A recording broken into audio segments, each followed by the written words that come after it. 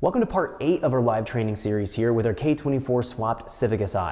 In this final installment of our live training tutorial, we're going to take a look at dialing in our flex fuel based calibration process for our MaxxEcu. We have a lot of things to cover. Let's jump in so we can check this out. Welcome back to our live training session here with our K24 swapped Civic Si. In this final installment of our live training series here with this vehicle, we're going to be taking a look at how to do a flex fuel based tune. Now we have petrol fuel in our fuel system. Currently we need to drain that out and we need to put in ethanol fuel, and I'll explain how to do that process in a little bit.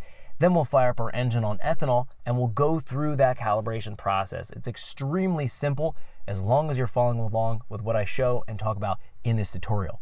So the very first thing, let's just establish some of the basics that we need to have configured and set up here for our Max so that it works with our flex fuel feature. So the very first thing we need to have is a flex fuel sensor configured on a digital input and then set up here into the Max. Now, how do we do that? We've already taken care of that in our base map creation process, but let's look at it real quickly here. So if we jump into our inputs and we go into our digital inputs, we can see right here, I have my digital input to set for a flex fuel sensor signal. Now the flex fuel sensor I have is mounted on my feed line, and that's because I have a returnless fuel system here. So we're finding that I've wired in that flex sensor and I've wired in the signal to my digital input too. So the signal coming out of the flex fuel sensor is a 50 to 150 hertz linear signal. 50 hertz is correlating to 0% ethanol content or pure petrol fuel, and 150 hertz is equivalent to 100% ethanol, pure ethanol, and then anywhere between that it's going to have a linear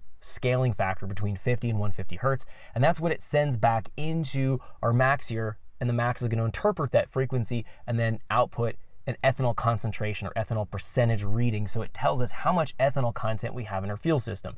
Now things like our fuel and spark timing need to vary based on the ethanol content, so we want to make sure that the sensor is configured right. So we see here I've configured it on my digital input too, the function ethanol sensor, description, I've named it flex fuel, the active level here, active low, so that's going to be looking at whether it's the low or the high side signal, pulse signal coming out of that frequency from our sensor. We want to set this on low.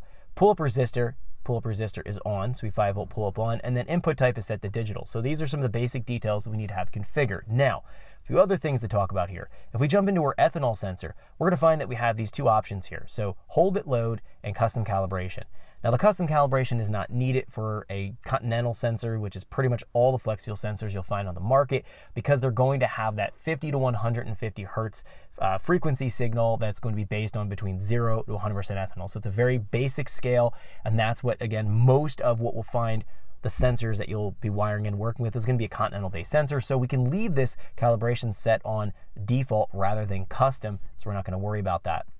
Now the hold at load, this is something to consider based on where and how you have your flex fuel sensor installed in your fuel system. Now in my fuel system, flex fuel sensor is mounted on the feed line because I'm a returnless style fuel system, so I don't have a return line. In this case, I'm always having a constant amount of ethanol or petrol or whatever fuel flow rate, whatever fuel blend I have, pumping through the sensor. In this case, we can use the hold value at load and be disabled because we don't need to hold it at a specific value once we get above a certain load threshold. Now, why would we want to do that? Let's go ahead and turn this on and talk about this real quick. We're going to leave this off on this particular vehicle, but we'll talk about just enabling it and talk about these parameters here. If you have a return style fuel system, meaning you have a return line, a vacuum referenced fuel pressure regulator, and in those cases you'll find that you typically install the flex fuel sensor on the return line, although I always recommend to put it on the feed line whenever possible because you don't run into this issue I'm going to describe.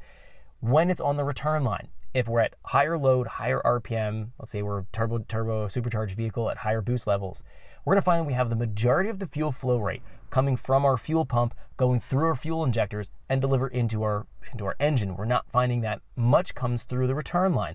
If we're a part throttle, we have most of the fuel being returned through the fuel return line.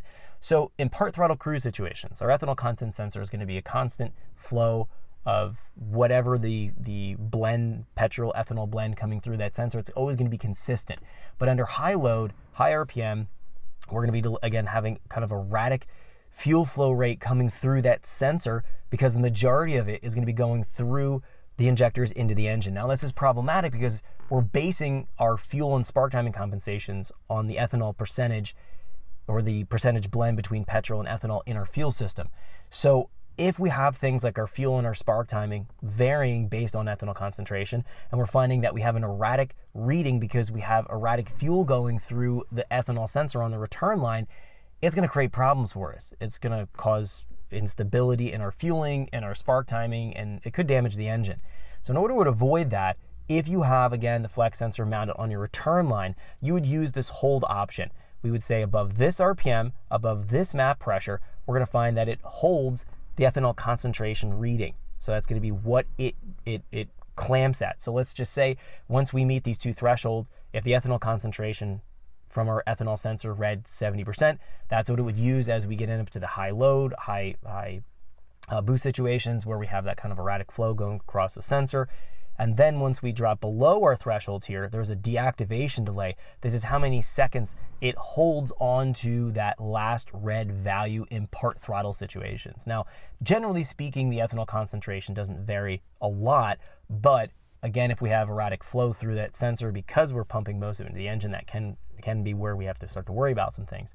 So the reactivation delay, I would probably drop it down to maybe something like 5-10 seconds. Thanks for checking out our teaser clip. If you want to see the rest of this video and more than 500 hours of current EFI training we have to offer, make sure you click right here. If you want to go and check out more teaser clips from this training course, click here, and you don't want to miss any of the videos we're going to be releasing on this channel, so make sure you subscribe and click here. Thanks for watching, and I'll see you guys later.